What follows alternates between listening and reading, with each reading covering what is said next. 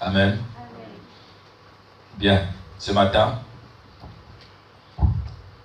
nous allons parler de quelque chose de particulier. Tout à l'heure, nous avons écouté un chant dans lequel on nous a parlé le Dieu d'un tel, le Dieu d'un tel, et nous avons dansé, sauté. Mais moi, s'il y a une personne dont je suis convaincu ce matin que le Dieu de la Bible est son Dieu, c'est ma sœur Fleur. Parce que elle est un peu aussi le diacre Narcisse. Alléluia. Parce que ces deux-là, j'ai senti que Dieu est vraiment leur Dieu. Alléluia. Vous savez, quand vous priez, quand vous dites le Dieu de Salem, le Dieu d'un tel, le Dieu d'un tel, il faut être sûr que ce Dieu-là, il existe vraiment. Amen. Parce qu'il y a des dieux qui n'existent pas, bien-aimés. Alléluia. Il y a des dieux qui n'existent pas. Quand vous allez les invoquer, mais puisqu'ils n'existent pas, qu'est-ce qui se passera? Eh bien, vous êtes en train de prêcher, de parler dans le vide. Alléluia. Est-ce que vous croyez qu'une personne peut marcher dans le vide et avancer? Est-ce que c'est possible? C'est pas possible. Amen. Donc, il faut faire très attention quand vous dites le Dieu de Salem, le Dieu d'un tel. Et ce matin, nous allons comprendre pourquoi est-ce que Dieu est ton Dieu. Alléluia. Nous allons comprendre pourquoi est-ce que Dieu est ton Dieu ce matin. Et ça va être une grâce pour toi de saisir ce que nous allons dire ce matin. Donc, sois attentif, sois attentive. Amen. Bien. Nous prenons nos Bibles. Vous allez noter les 4 passages que je vais vous donner, que nous allons lire ce matin. Luc chapitre 20, du verset 27 au verset 38.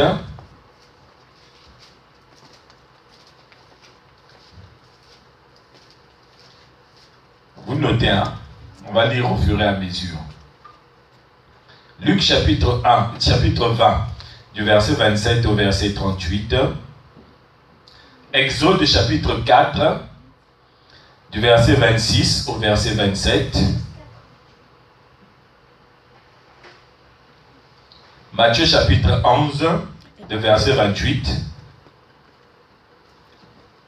Et Jean chapitre 5, le verset 24. Amen. Bien. Nous commençons donc avec Luc chapitre 20, du verset 27 au verset 38. Nous lisons. Quelques-uns des Sadducéens qui disent qu'il n'y a point de résurrection s'approchèrent et firent à Jésus cette question. Maître, voici ce que Moïse nous a prescrit. Si le frère de quelqu'un meurt ayant une femme sans avoir d'enfant, son frère épousera la femme et suscitera une postérité à son frère. Or, il y avait 7 frères, le premier se maria et mourut sans enfant. Le second et le troisième épousèrent la veuve, et ils en firent de même des 7 qui moururent sans laisser d'enfant. Enfin, la femme mourut aussi. À la résurrection, duquel d'entre eux sera-t-elle donc la femme? Car les 7 l'ont eue pour femme. Jésus leur répondit, les enfants de ce siècle prennent des femmes et des maris. Mais ceux qui seront trouvés dignes d'avoir part au siècle à venir et à la résurrection des morts ne prendront ni femme ni mari, car ils ne pourront plus mourir, parce qu'ils seront semblables aux anges et ils seront fils de Dieu, étant fils de la résurrection. Que les morts ressuscitent, c'est ce que Moïse a fait croire, a fait connaître, quand à propos du puissant, il appelle le Seigneur le Dieu d'Abraham, le Dieu d'Isaac et le Dieu de Jacob. Or, Dieu n'est pas le Dieu des morts, mais des vivants, car pour lui tous sont vivants. Alléluia. Amen. Vous comprenez que ce matin, on nous dit que Dieu est un Dieu de vivants. Amen. Pourquoi on nous dit que Dieu est un Dieu de vivants? Le contraire de vivant, c'est quoi? Le contraire de vivant, c'est mort. Alors, quand tu es mort, Dieu de la Bible ne peut pas être ton Dieu. Amen. Or, comment une personne meurt? La Bible déclare dans Romains chapitre 6, verset 23, que la mort, c'est la récompense du péché. Vrai ou faux? Le salaire du péché, là-bas on dit quoi? Le salaire du péché, c'est la mort. Donc Dieu n'est pas un Dieu de ceux qui reçoivent comme salaire la mort. C'est-à-dire ceux qui sont dans le péché. Amen. Et nous lisons maintenant Exode chapitre 4, versets 24 et 26.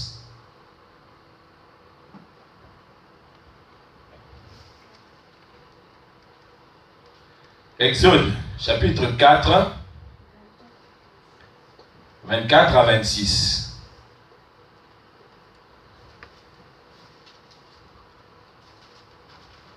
Exode, chapitre 4, du verset 24 à 26. Nous lisons. Pendant le voyage en un lieu où Moïse passa la nuit, l'Éternel l'attaqua et voulut le faire mourir. Séphora prit une pierre aiguë, coupa le prépuce de son fils et le jeta aux pieds de Moïse en disant, tu es pour moi un époux de sang. Et l'Éternel le laissa. C'est alors qu'elle dit, époux du sang à cause de la circoncision. Alléluia. Vous voyez, Dieu a dit à Moïse, dans le puissant, il a dit, Moïse, j'ai vu le cri de mon peuple. Toi, tu vas pour leur dire que je viens pour les délivrer. Amen. Amen. Mais pendant que Moïse se met en mouvement, en voyage pour aller accomplir la mission que Dieu lui a donnée, la Bible nous dit que Dieu l'a attaqué. Pourquoi? Pour le tuer. Alléluia. Non, mais le Seigneur est quand même extraordinaire. Il appelle un homme pour travailler pour lui, mais derrière, il vient pour tuer cet homme. Alléluia. Ah, Seigneur, Dieu merveilleux. Vous savez, quand j'ai vu ça, j'ai dit, Seigneur, mais qu'est-ce qui se passe? Toi, tu demandes à quelqu'un de faire un travail pour toi et tu le charges pour le tuer. Qu'est-ce qui se passe? Alléluia. Ouais, les Sadducéens, quand ils sont venus voir Jésus, ils sont venus voir Jésus pour lui expliquer quoi? Pour lui dire que nous, on veut savoir à la résurrection des morts, cette femme, elle sera la femme de qui? Alléluia. Elle sera la femme de qui? Or, quand un homme a une femme, c'est pour faire quoi? C'est pour mettre en contact leur corps physique. Amen. Or, quand nous sommes ressuscités, le corps physique, nous n'en avons plus besoin. Pourquoi nous n'avons plus besoin du corps physique? Parce que nous sommes vivants. Et nous sommes vivants pourquoi? Parce que le salaire de la mort, le salaire du péché qui était la mort, nous n'en avons plus besoin. Mais par contre, la Bible dit dans 1 Timothée chapitre 5 verset 6, sans considérer comme morts ceux qui vivent selon les plaisirs de la chair. Alléluia. Si quelqu'un a trouvé 1 Timothée chapitre 5 verset 6, qu'il me le lise s'il vous plaît. 1 Timothée chapitre 5 verset 6.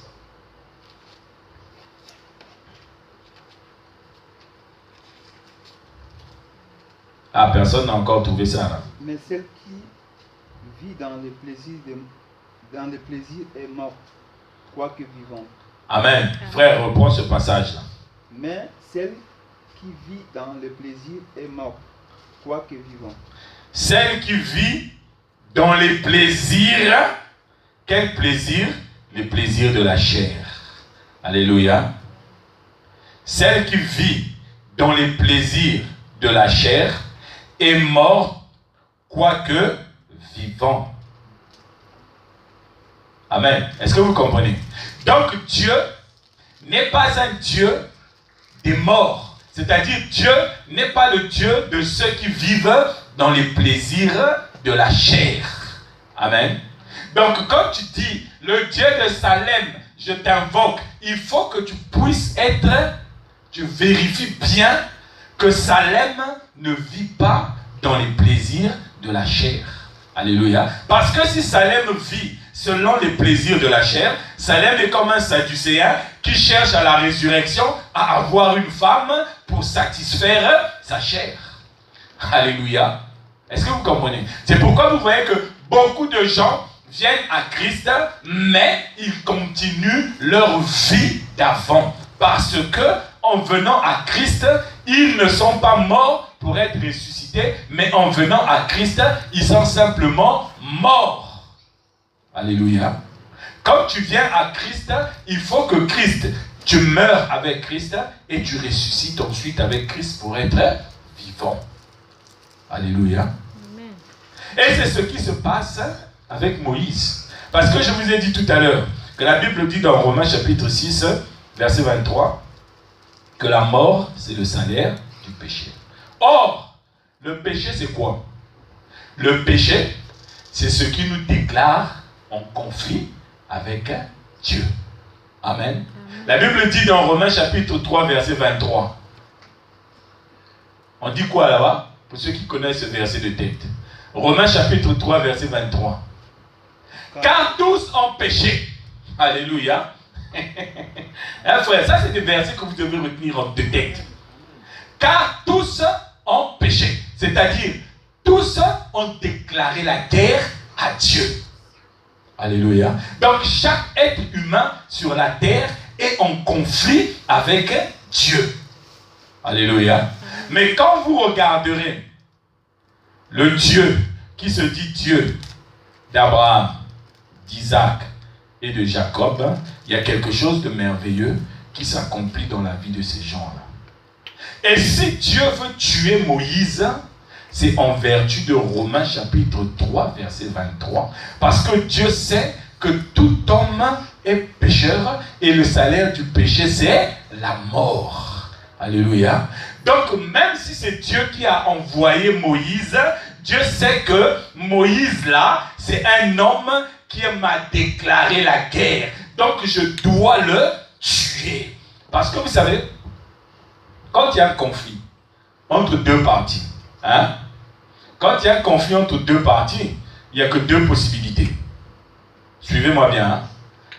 Quand il y a une guerre entre deux parties, il n'y a que deux possibilités. Première possibilité, il y en a un qui prend le dessus sur l'autre pour le neutraliser ou le tuer. Vrai ou faux? Hein? En 1944, quand les Allemands sont venus faire la guerre aux Français, la guerre s'est arrêtée quand la ville de Berlin a été détruite. Amen. Si la ville de Berlin n'avait pas été détruite, la guerre ne devait jamais s'arrêter. Donc la guerre, le conflit ne s'arrête que quand il y en a un qui a pris le dessus sur l'autre. Amen. Ça, c'est la première option. Et le Dieu de la Bible est le seul à déclarer qu'entre lui et l'homme, il y a un conflit. Entre toi et le Dieu de la Bible, il y a un conflit. Amen. Et par conséquent, puisque le salaire de ce conflit que tu as déclenché avec Dieu, c'est la mort. Parce que toi, tu es un homme, tu ne peux pas combattre avec Dieu et triompher contre Dieu. Alléluia. Donc il n'y a que toi que Dieu peut maîtriser, peut neutraliser. C'est pourquoi le salaire du conflit que tu as déclenché avec Dieu, c'est la mort. Alléluia. Vous comprenez? Donc c'est toi la partie qui est maîtrisée, qui est neutralisée par Dieu pour que tu puisses mourir. Amen. Et Dieu confirme que tu es mort parce que toi, tu prends plaisir tu ne recherches que les plaisirs de la chair. Alléluia. Amen. Est-ce que vous avez compris? C'est à cause de ça que Dieu a chargé Moïse pour le tuer. Alléluia.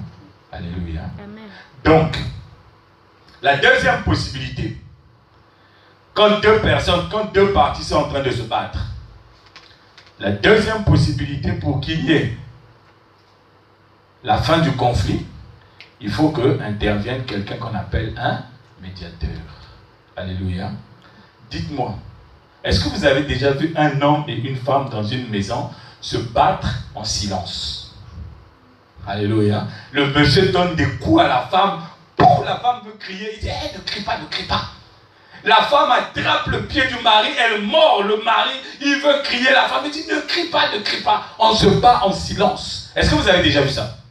Quelqu'un a déjà assisté à un combat entre un homme et une femme dans la maison en silence? La plupart du temps, quand des gens se battent dans la maison, tout le voisinage est au courant. Alléluia. Moi, j'avais un oncle qui m'expliquait que son père, quand il se battait dans la maison avec sa femme, donc le papa de mon oncle là, c'était tout le temps lui qui était en position de faiblesse. Et quand sa femme était en train de le rosser, il criait, venez séparer, sinon je vais la tuer. Venez vite, vite, vite. Et quand les gens rentrent dans la maison, c'est lui qui est au sol, en train de prendre des coups, que la femme est en train de le charger. Et les gens viennent dire, oh, mais toi tu appelles pour qu'on vienne séparer, mais c'est toi qui es en bas. Il dit, oui, mais séparer quand même. Alléluia. Vous voyez, hein? Donc les cris là, le couple qui est en conflit, les cris là, c'est un appel pour que le médiateur puisse venir. Alléluia. Comprenez? Mais Dieu, quand il est en conflit avec l'homme, il ne privilégie pas la mort de l'homme. Il ne privilégie pas la mort de l'homme, mais il privilégie une médiation qui va te permettre de garder la vie. C'est pourquoi Dieu se dit, Dieu s'appelle le Dieu d'Abraham, d'Isaac et de Jacob. Amen. Ces trois personnages ont la particularité d'avoir livré un conflit avec Dieu, mais ils sont sortis vivants de ce conflit parce qu'un médiateur est venu apporter la paix entre eux et le Dieu de la Bible. Si le médiateur n'était pas venu, Abraham, Jacob et Isaac auraient été terrassés. Alléluia. C'est pareil pour Moïse. Quand Dieu charge Moïse pour le tuer, la femme de Moïse se souvient que Dieu a la possibilité de faire venir un médiateur pour que celui qui combat contre lui ne puisse pas mourir. Alléluia. Et elle fait ce qu'on appelle la circoncision. Elle coupe le prépuce. Sur le prépuce, il y a le sang. Et ce sang-là, elle jette sur Moïse. Et quand Dieu voit cet acte qui est accompli, Dieu se calme. Parce que là, c'est le médiateur qui a été envoyé pour sauver Moïse. Alléluia. Dieu ne privilégie pas la mort de l'homme dans le conflit, mais il privilégie la médiation. Amen. Et pour privilégier la médiation, Dieu dit ceci. 1 Timothée chapitre 2 verset 5.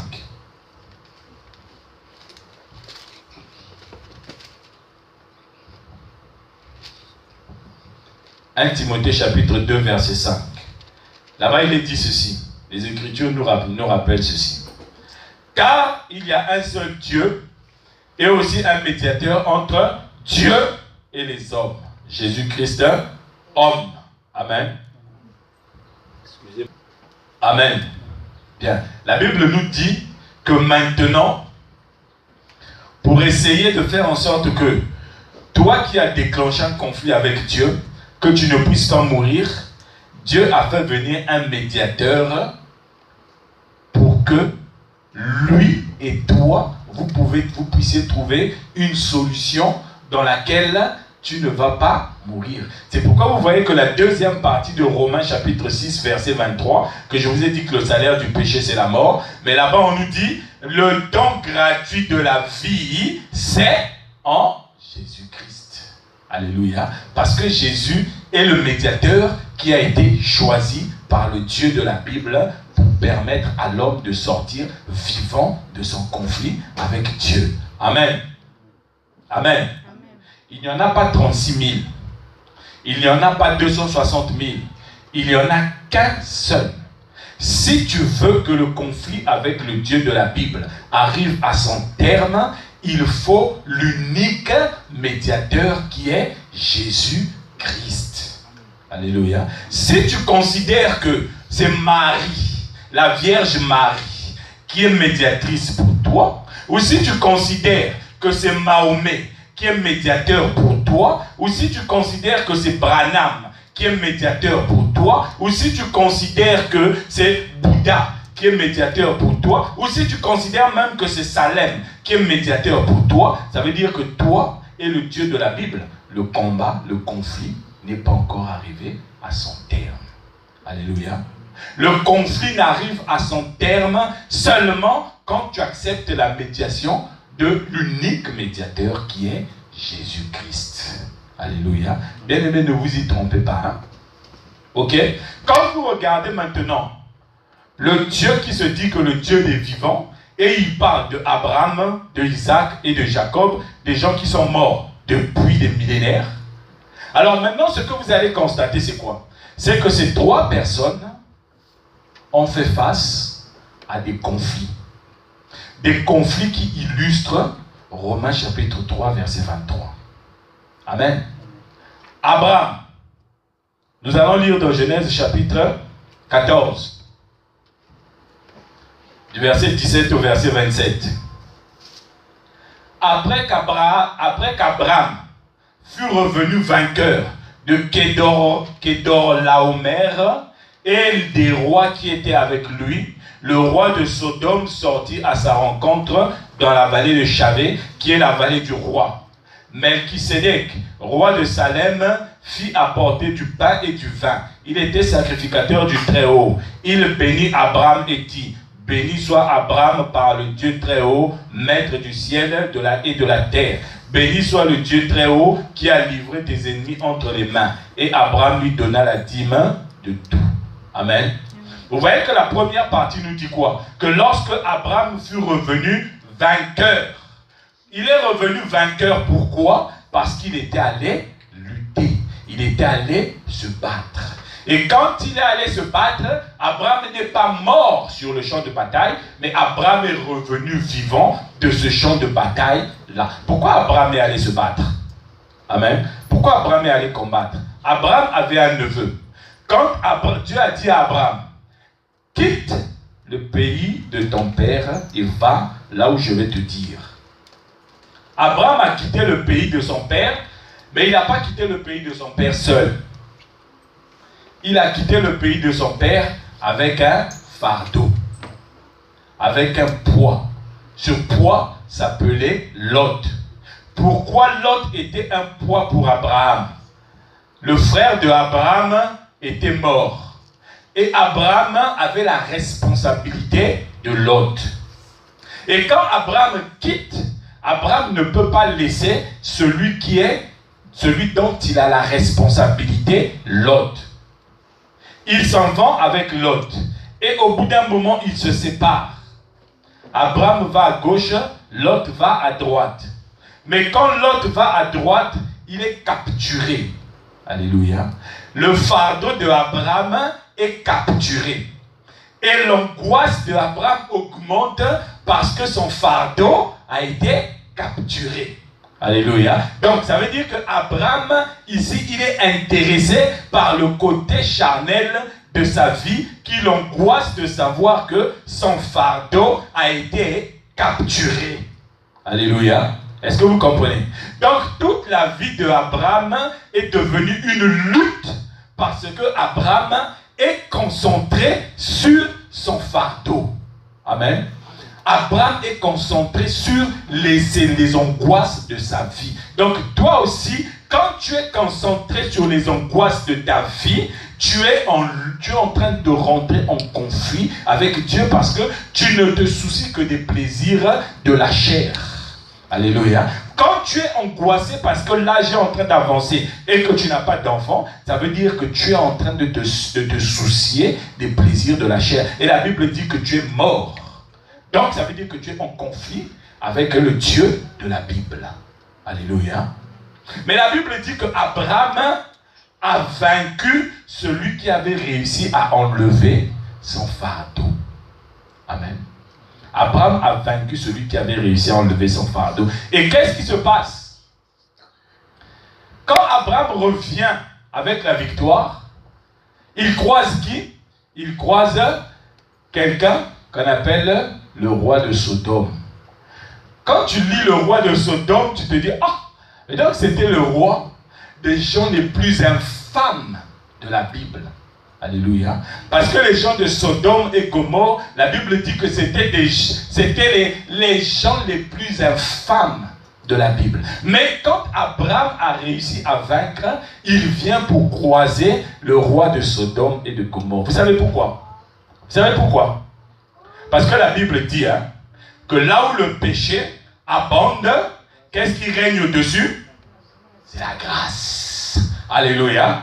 Donc Abraham, après avoir lutté, pendant qu'il est en train de lutter, la seule personne qu'il croise sur son chemin pour lui confirmer que maintenant, Abraham, tu n'es plus considéré comme un mort parce que celui qui règne sur le péché, c'est-à-dire la grâce surabondante, vient pour te rencontrer et te dire que Abraham, maintenant, tu n'as plus à lutter parce que le médiateur que je suis, je viens pour faire la paix entre toi et le Dieu de la Bible avec qui tu es en conflit.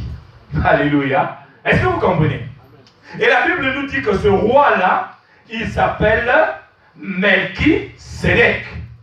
Et il est le roi de Salem. Alléluia.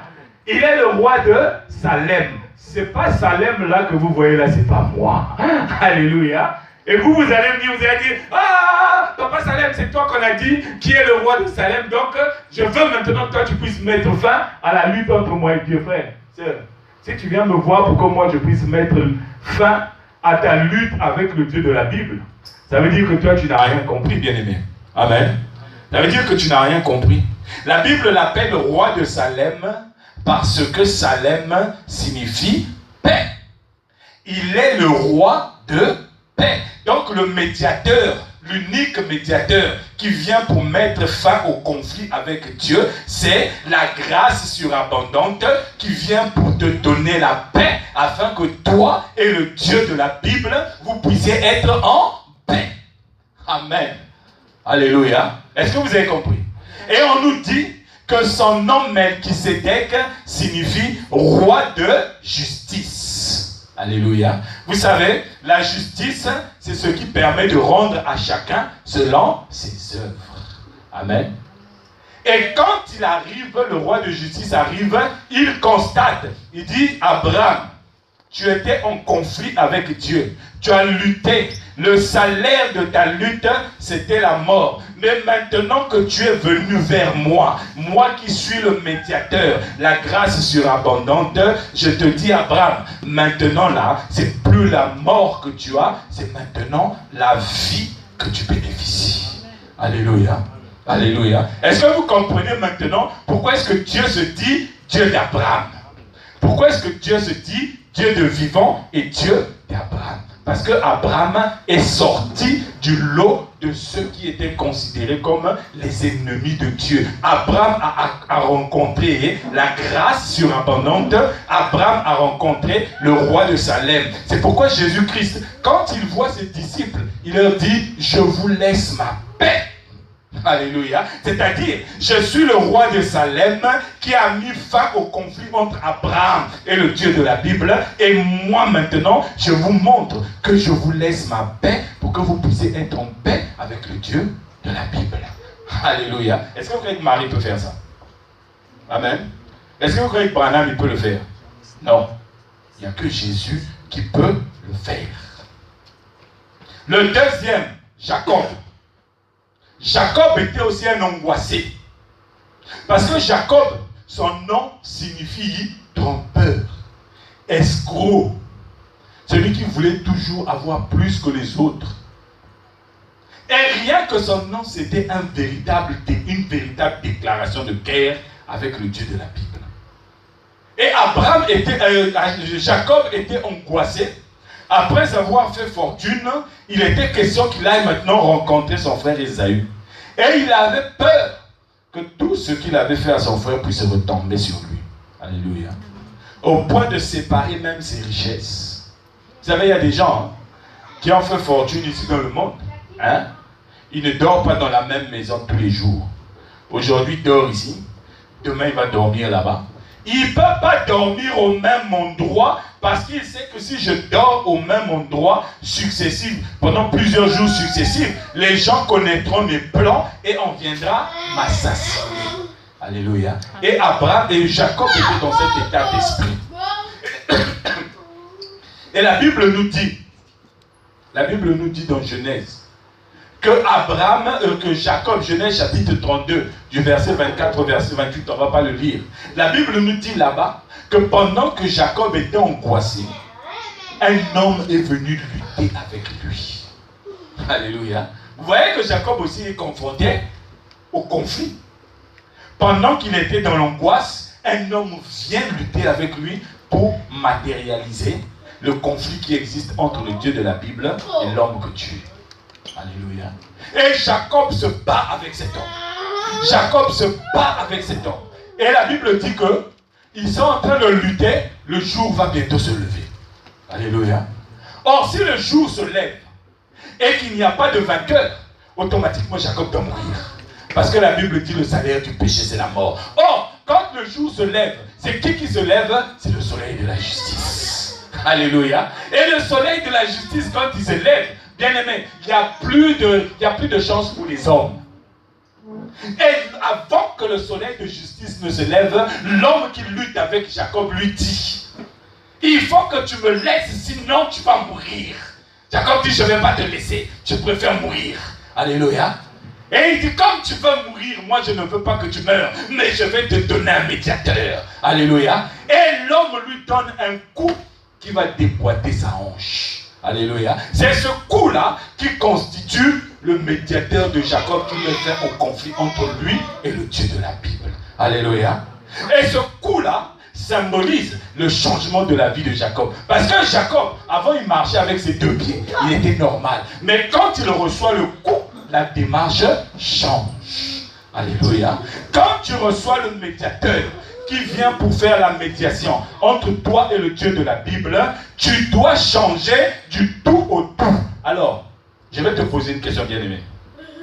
Si effectivement toi, tu as reçu le médiateur, l'unique médiateur qui est Jésus-Christ, ça veut dire que toi, tu as reçu un coup qui a modifié ton apparence physique, du moins spirituellement.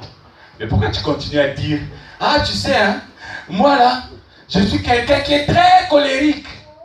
Quand quelqu'un me touche seulement comme ça là, quand je me mets en colère, je casse tout dans la maison. Je vais à gauche, je casse. Je vais à droite et je casse. Je vais devant, je casse. Derrière, je casse. Rien ne me résiste. Alléluia. Ça veut dire, avec le Dieu de la Bible, le médiateur n'a encore rien fait pour toi. Parce que quand le médiateur a fait pour toi, tu dois changer de démarche. Quand le médiateur t'a été donné, tu dois changer de démarche. Si tu marchais comme une miss, alléluia, si tu marchais comme une miss en tondinant, on dirait un oiseau rare, quand le médiateur arrive, tu dois marcher maintenant comme un crapaud. Alléluia. Les gens doivent se dire, mais qu'est-ce qui s'est passé dans la vie? Le médiateur m'a transformé en crapaud. Alléluia. Amen. Jacob reçoit le coup, le médiateur arrive et Jacob change de démarche. Alléluia. Quand Jacob change de démarche, le combat est fini.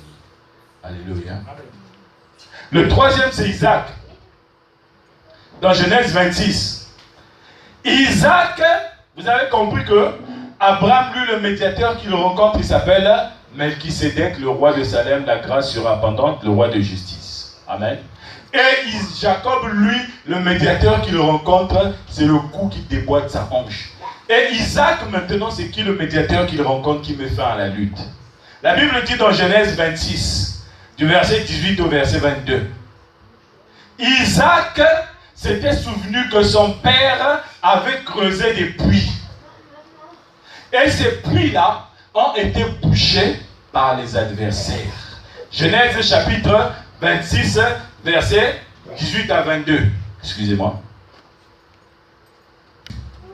Isaac creusa de nouveau les puits qu'on avait creusés du temps d'Abraham, son père, et qu'avaient comblé les Philistins après la mort d'Abraham.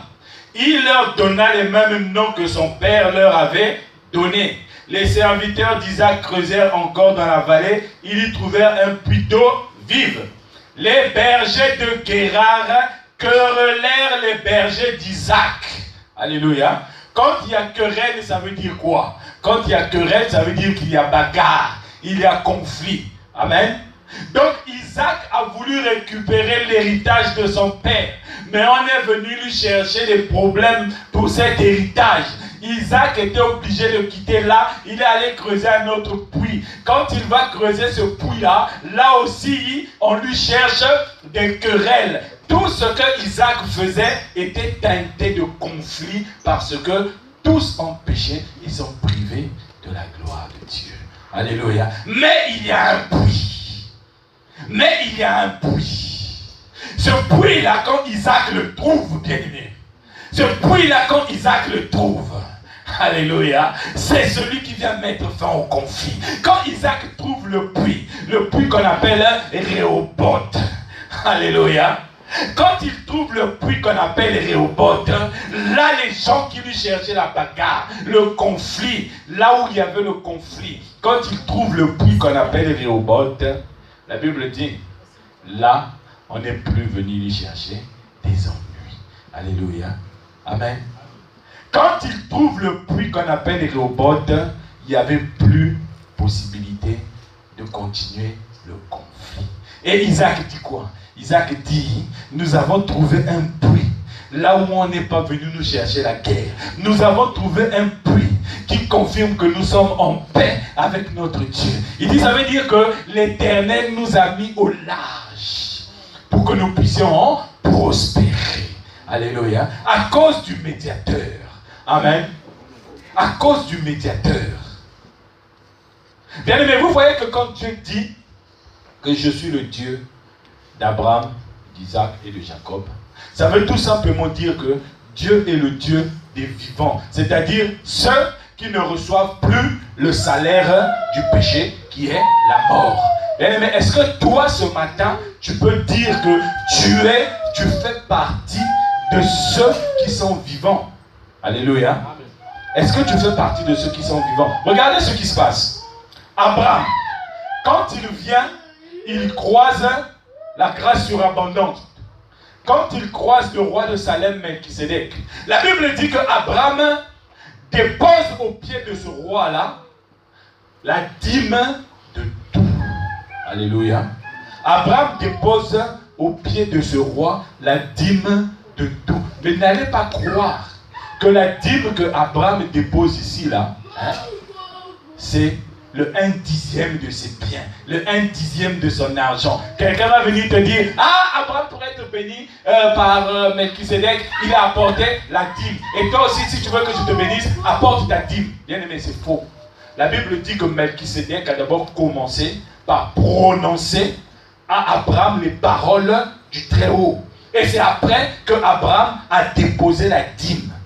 Abraham, en déposant la dîme, il est simplement en train d'accomplir Matthieu 11, verset 28. Là-bas, Jésus dit quoi? Venez à moi, vous tous qui êtes chargés et fatigués, et je vous donnerai du repos. Alléluia. Abraham était angoissé à cause de son fardeau. Mais maintenant qu'il n'était plus en conflit avec Dieu, il fallait qu'il se débarrasse de ce fardeau. Et pour se débarrasser de ce fardeau, il fallait qu'il le donne à celui qui lui donnerait du repos, qui lui donnerait la paix. Alléluia. Bien-aimé, le fardeau de ta vie, si tu continues à le garder pour toi, bien-aimé, tu es en train de persévérer dans le conflit avec Dieu. C'est pourquoi vous voyez les gens qui font confiance à d'autres médiateurs et à d'autres médiatrices, ceux-là, facilement on peut les envoyer au sud de la France, à l'est de l'Espagne, partout pour aller acheter de l'eau bénite. Mais quand il va acheter de l'eau bénite, il vient, il boit cette eau bénite là pendant 3 jours. Le lendemain, il faut qu'il aille encore acheter. Or, quand la grâce surabondante te donne sa paix, son repos, bien aimé, tu dors comme un bébé. Amen. Alléluia. Amen. Tu dors comme un bébé. Même si on vient te dire, tu as bientôt 50 ans. À quand est-ce que tu vas te marier? Tu dis, je n'ai pas 50 ans. Je n'ai que 15 ans. Amen. Parce que ça fait que 5 ans que je suis en paix avec le Dieu de la Bible.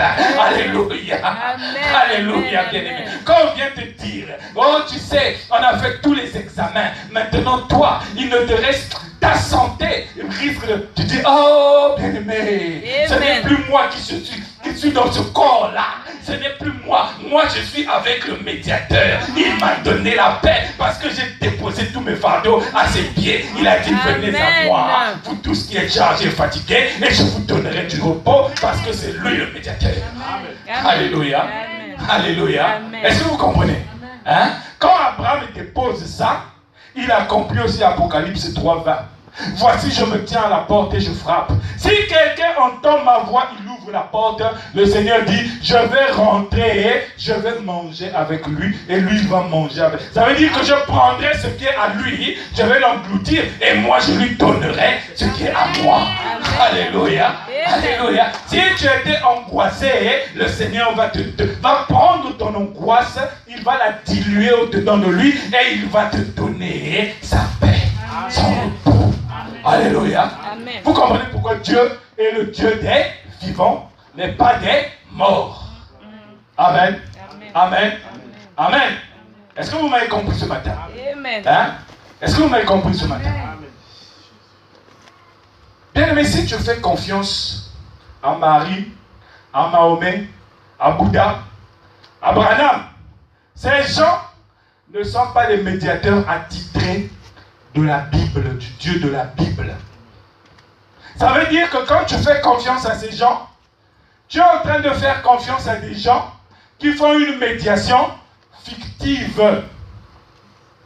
Tu fais confiance à des gens qui font une médiation qui n'existe pas. Parce que le Dieu pour lequel ils sont en train de faire une médiation, ce Dieu-là ne te considère pas en conflit avec lui. Alors c'est une médiation fictive, une médiation qui n'existe pas. Alléluia. Amen.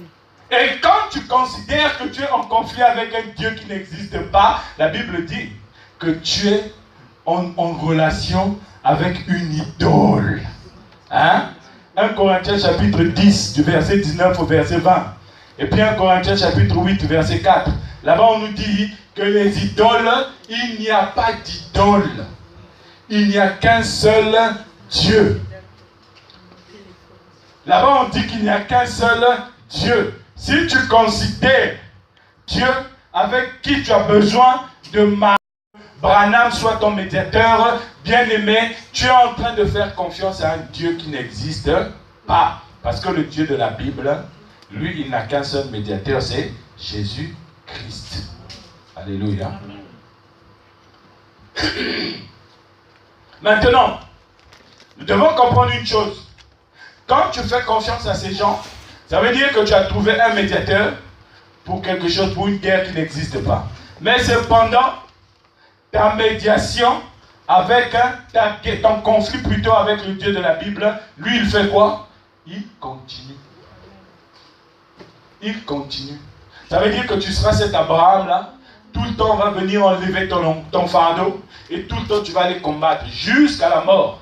Ça veut dire que tu es ce Jacob-là qui est en train de combattre, de lutter avec quelqu'un pour que le soleil de justice puisse te surprendre dans cette lutte.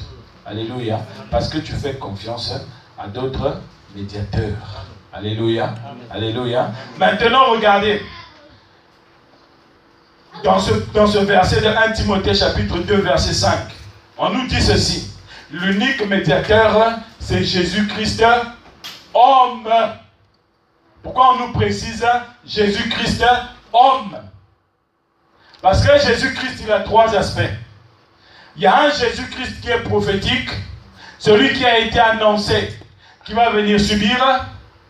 Hein? Il y a un Jésus-Christ qui a été annoncé. Alléluia. Le Jésus-Christ qui a été annoncé, c'est celui qu'on appelle Emmanuel, Dieu parmi les hommes. C'est celui qu'on appelle Père éternel. Ça, c'est le Jésus-Christ prophétique. Alléluia. Et ensuite, tu as un Jésus-Christ eschatologique. Celui qui ne vient plus, celui qu'on n'annonce plus qui va subir, mais celui qui vient pour faire subir. Alléluia. C'est celui qu'on appelle le lion de Juda. C'est celui qu'on appelle ceux qui ne sont plus en guerre avec Dieu, c'est-à-dire ceux qui sont vivants. Il viendra pour les rassembler, pour les prendre avec lui. Et tous les autres qui seront considérés comme morts, Dieu n'est pas leur Dieu. Et eux, ils ont droit à leur part dans le feu. Alléluia. Est-ce que vous comprenez? Donc, ce n'est pas le Jésus-Christ qui a été annoncé. Ce n'est pas non plus le Jésus-Christ qui va venir. Mais c'est le Jésus-Christ qui a subi. Alléluia. Jésus-Christ, homme, ce n'est pas celui qui va faire subir ou celui qu'on a annoncé qui va subir, mais c'est celui qui a subi. Alléluia. Celui qui accomplit Ésaïe 53. Il était chargé de nos péchés. Alléluia. Chargé de nos iniquités. Le châtiment qui nous donne la paix est tombé sur qui? Sur Jésus-Christ, homme. L'unique médiateur, c'est lui qui met fin au conflit avec le Dieu de la Bible. C'est pourquoi quand Séphora voit que Dieu commence à tuer son mari, elle coupe le prépuce de son fils, parce qu'elle sait que dans le prépuce il y a le sang. Et Jésus et la Bible dit, les Écritures disent que sans effusion de sang, il n'y a pas de pardon de péché. Alléluia. Donc Séphora coupe le prépuce pour récolter le sang du médiateur, pour le balancer sur son mari Moïse, afin que Dieu puisse être satisfait et dire maintenant, je peux pardonner Moïse et l'accompagner dans la mission que je lui ai confiée. Alléluia. Alléluia. Et il y a des gens qui vont vous prêcher. Il y a des gens qui vont vous enseigner. Il y a des gens qui vous diront, qui vont faire des manifestations puissantes devant vous, sous le nom de Dieu. Mais en réalité, si ces gens-là marchent selon les plaisirs de la chair, ces gens sont morts. Alléluia. Ces gens sont morts. Pour être vivant, il faut que quand le médiateur t'a touché, que tu changes de démarche. Amen. Tu dois changer de démarche quand le médiateur t'a touché. Alléluia. Et la Bible dit, sans effusion de sang, le médiateur ne peut pas accomplir son travail. Et Jésus-Christ, homme, celui qui a subi, à partir de ce moment-là, ceux qui ne reconnaissent pas l'évangile de la croix, ça veut dire qu'ils ne reconnaissent pas que Jésus-Christ est venu souffrir pour nous. Alléluia. Ceux qui ne reconnaissent pas l'évangile de la croix, c'est ceux qui ne reconnaissent pas que Jésus-Christ est mort à la croix pour nos péchés. Ça veut dire que ceux-là, ils sont automatiquement exclus de la médiation de l'unique médiateur. Ça veut dire que pour eux, la guerre avec le Seigneur, le conflit avec le Dieu de la Bible est en train de se développer. Je vais prier le Seigneur pour qu'il puisse vous montrer comment il est en train de combattre tous ceux qui aujourd'hui sont en train de remettre en cause l'humanité de son Fils Jésus-Christ. Alléluia. Dieu a dit, car j'ai tant aimé le monde que j'ai donné mon Fils unique afin que quiconque croit en lui ne périsse pas mais qu'il ait la vie éternelle. Alléluia. Alléluia. Quand le médiateur vient dans ta vie, bien-aimé, tu viens pour changer de catégorie. Tu passes, Jean chapitre 5, verset 24.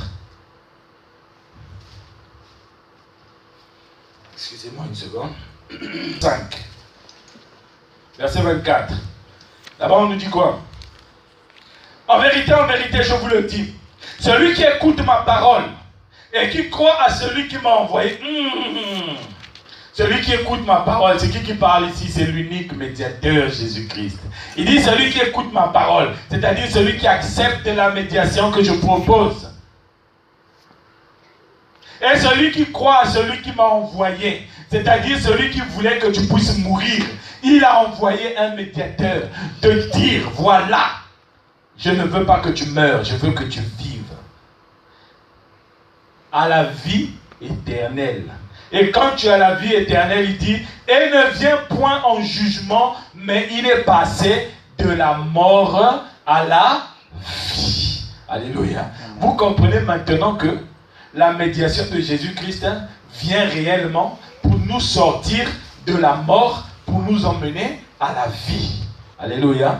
Est-ce que vous comprenez? Donc toutes les personnes qui remettent en cause les souffrances du Christ, toutes les personnes qui remettent en cause l'humanité de Christ, ce sont des personnes qui remettent en cause l'évangile du salut. Ce sont des personnes qui ne croient pas en celui que le Dieu de la Bible a envoyé.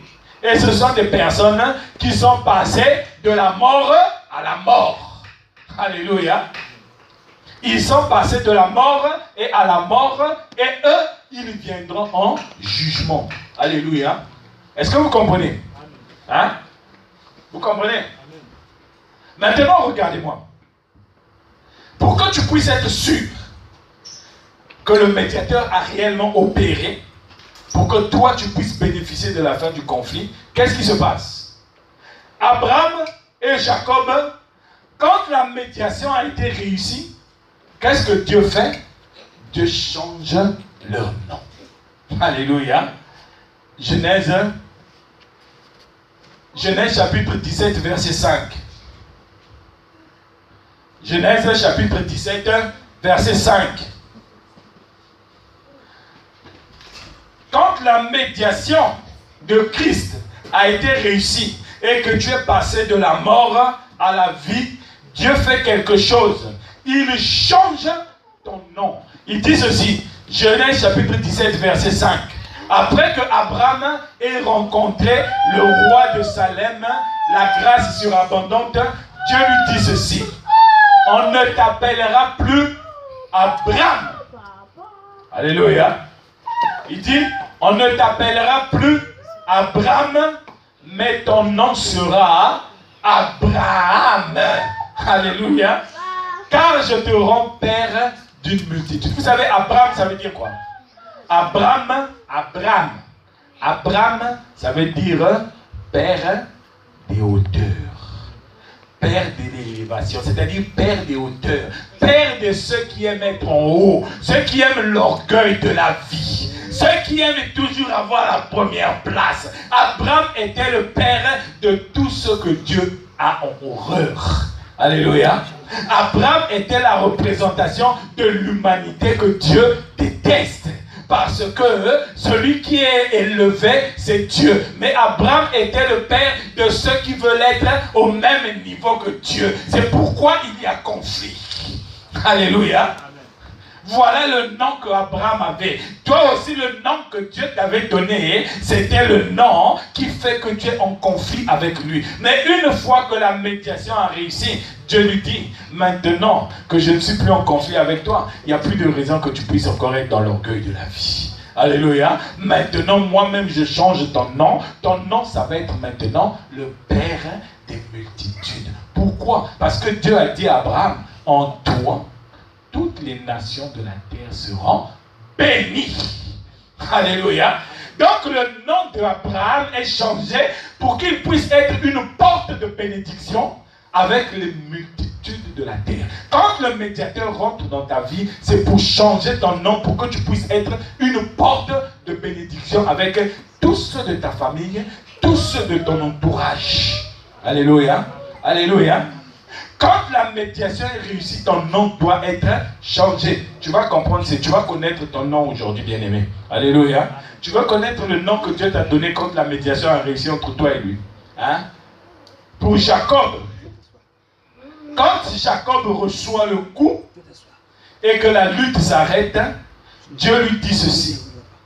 Tu étais Jacob, le menteur, l'escroc, le voleur, celui qui sentait, celui qui puait l'arnaque, celui qui puait le vol.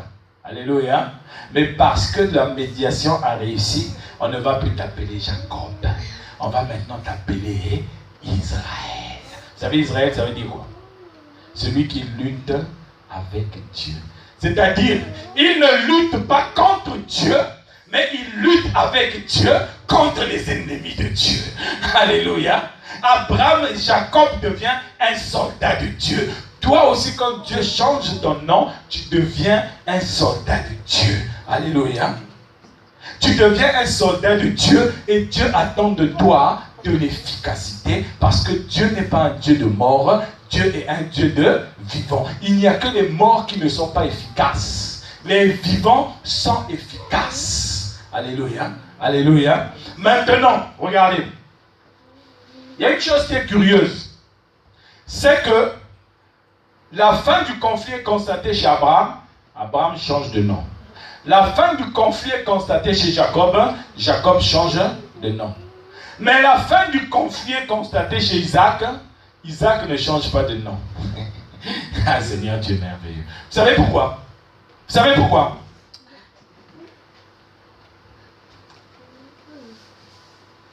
Romains chapitre 9, verset 9. Si quelqu'un a trouvé qu'il me lise ça.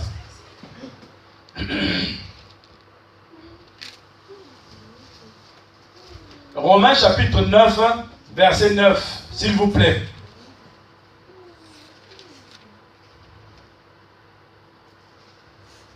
Amen. Personne n'a trouvé, je lis moi-même. Romains chapitre 9, verset 9. Voici en effet la parole de la promesse. Je reviendrai à cette même époque et Sarah aura un fils. Alléluia. Sarah, c'est la maman de qui? Sarah, c'est la maman de Isaac. Et Dieu dit que Sarah, quand je reviendrai, tu auras un fils. Et ce fils, c'est qui? C'est le fils de la promesse. Alléluia. Isaac, quand le conflit s'arrête, Isaac ne change pas de nom parce que Isaac a déjà un nom. Son nom, c'est le fils de la promesse. Il fallait simplement faire revenir le fils de la promesse dans les bras de son père, qui est le Dieu de la Bible. Alléluia. Or, le véritable fils de la promesse, c'est qui? Le véritable fils de la promesse, c'est Jésus-Christ. Alléluia. Donc Jésus ne pouvait plus changer le nom de Isaac parce que Isaac avait déjà son nom. La seule chose qui intéressait Jésus, c'est de mettre en pratique ce nom en faisant en sorte que la lutte entre Isaac et le Dieu de la Bible puisse s'achever pour que le nom du fils de la promesse puisse s'exprimer. Alléluia. Alléluia. Alléluia. Est-ce que vous comprenez? Donc toi qui as reçu l'unique médiateur, qui fait la médiation entre toi et le Dieu de la Bible, quand tu reçois ce médiateur-là, ton nom est changé et ton nom devient Galates chapitre 4, verset 28.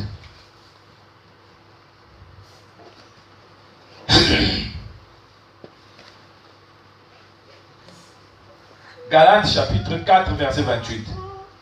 Même celui-là aussi, vous ne voulez pas me le trouver. Ah. Si quelqu'un a trouvé qu'il me lise ça.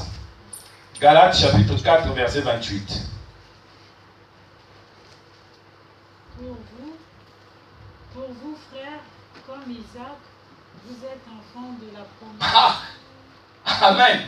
Est-ce que quelqu'un a entendu ce que la sœur a dit? Tiens, sœur, reprends ça plus fort. Pour vous, frères, comme Isaac, vous êtes enfants de la promesse. Ah, j'ai cru que quelqu'un allait dire Amen. Mais je dis Amen moi-même. Alléluia. Amen. La Bible dit ceci. Pour vous, vous qui croyez dans le Fils qui a été envoyé par le Père. Alléluia. Pour vous, la Bible dit ceci. Vous êtes des fils et des filles de la promesse. Donc ton nom aujourd'hui, c'est le fils de la promesse. Ton nom, c'est la fille de la promesse. Ça veut dire quoi? Ça veut dire que l'héritage que tu reçois de ton père, personne ne peut le prendre entre tes mains. Alléluia. Cet héritage, personne ne peut te le ravir parce que tu es le fils, tu es la fille de la promesse. Il y a beaucoup de gens qui ne savent pas qu'ils sont fils de la promesse. Je vous expliquerai plus tard ce que ça veut dire fils de la promesse. Mais aujourd'hui, je vais te dire simplement, bien-aimé. Hein? Quand tu rentres chez toi, prends un énorme papier. Écris sur cet énorme papier, je suis le fils de la promesse. Je suis la fille de la promesse. Et tu mets ça devant la porte de ta maison. Comme ça, chaque jour, quand tu sors, tu lis, je suis le fils de la promesse. Et quand tu ouvres la porte de ta maison, tu sais que ce n'est pas toi qui es sorti, tu sais que c'est le fils de la promesse qui est sorti. Alléluia. Quand tu sors, tu sais que c'est la fille de la promesse qui est sortie. Et la fille de la promesse, quand elle sort, elle est partie pour lutter avec son Dieu, avec qui elle est en conflit. Alléluia. C'est ça le fils de la promesse, bien-aimé. Aujourd'hui, bien-aimé, toi et moi, nous sommes des fils et des filles de la promesse. Il n'y a pas de raison que tu puisses croire que l'héritage que Dieu a réservé pour toi, l'héritage de la santé, l'héritage de la vie, l'héritage de la réussite, l'héritage du succès, il n'y a pas de raison que tu puisses croire que ça ne t'arrivera pas. Alléluia. Parce que tu es le fils, tu es la fille de la promesse. Amen. Amen. Tu n'es pas le fils de la promesse parce qu'un homme a promis, non. Tu es le fils de la promesse. Ton nom, c'est fils de la promesse. Ton nom, c'est fille de la promesse. Parce que celui qui avait déclaré le conflit ouvert avec toi, c'est aussi celui qui t'a donné l'unique médiateur en qui tu crois pour que le conflit puisse arriver à sa fin et que le fils de la promesse puisse revenir à la surface. Alléluia. Alléluia. Est-ce que tu es d'accord avec moi que tu es le fils, tu es la fille de la promesse? Alléluia. Alléluia. Est-ce que tu as compris maintenant pourquoi est-ce que Dieu est le Dieu des vivants? Parce que les vivants, ce sont les fils et les filles de la promesse. Abraham, Isaac, Jacob, c'était les fils de la promesse. C'est pourquoi Dieu est le Dieu d'Abraham, le Dieu d'Isaac et le Dieu de Jacob. Maintenant, si tu es le fils de la promesse, ça veut dire que Dieu est ton Dieu. Alléluia. Alléluia. Et plus personne ne pourra dire quoi que ce soit contre toi parce que tu es le fils, tu es la fille de la promesse. Ce matin, bien-aimé, tu vas prier les yeux. Tu vas fermer les yeux. Tu vas fermer les yeux, bien-aimé, pour réaliser que tu es le fils. Tu es la fille de la promesse. Tu es le fils, tu es la fille de la promesse. Parce que Dieu veut que tu prennes le pouvoir sur ta vie. Alléluia. Dieu veut que tu prennes le pouvoir sur ta vie. Abraham, c'était les angoisses de son fardeau qui avait le pouvoir sur sa vie. Mais lorsqu'il a rencontré le médiateur, il est devenu le fils de la promesse et il a repris le pouvoir sur sa vie, bien-aimé. Maintenant, c'est toi qui vas choisir si tu veux prendre le pouvoir sur ta vie ou si tu veux que ta vie puisse continuer à te dominer, les angoisses puissent continuer à te dominer. Alléluia. Nous allons fermer les yeux, nous allons prier le Seigneur. Oh, merci Seigneur.